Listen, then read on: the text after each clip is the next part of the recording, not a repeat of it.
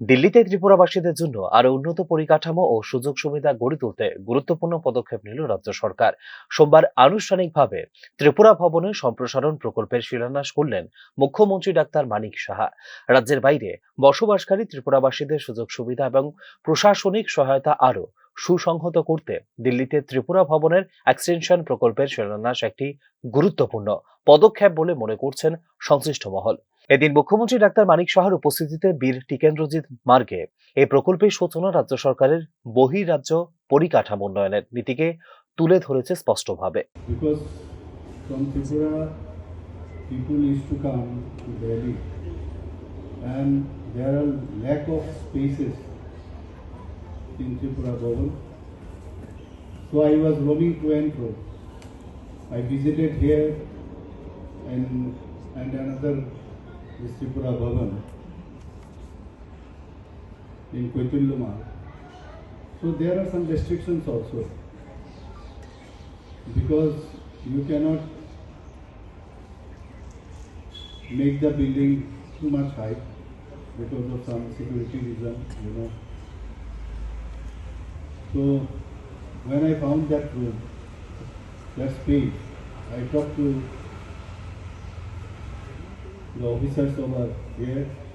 এই সম্প্রসারণ প্রকল্পের আওতায় 6টি কক্ষ এবং 2টি হল রুম নির্মাণের পরিকল্পনা নেওয়া হয়েছে, যার জন্য আনুমানিক ব্যয় ধরা হয়েছে 2.95 কোটি টাকা। প্রায় 3000 বর্গমিটার এলাকা জুড়ে নির্মিত হতে চলা নতুন ত্রিপুরা ভবনটি শুধু আবাসন বাড়ানোর মধ্যেই সীমাবদ্ধ নয়, বরং এটি প্রশাসনিক, সামাজিক ও সাংস্কৃতিক কার্যকলাপের কেন্দ্র হিসেবেও ব্যবহৃত হবে বলে এদিন জানিয়েছেন মুখ্যমন্ত্রী doctor Manik Saha. We are trying our best to do something for the people of Tripura. So in that line and in that mind, today, as because we have found this space, so we thought, so I requested him that we need more spaces in Delhi, and he had sanctioned, and work also had gone there twice or thrice, and there we have the space of about 3,000 square meter, and there about 60 rooms will be constructed. So drawing design already have made, some forest clearance and other clearance activity. We got one space where today we are going to lay the foundation stone. That is NXT of Veer Tirendra Marg.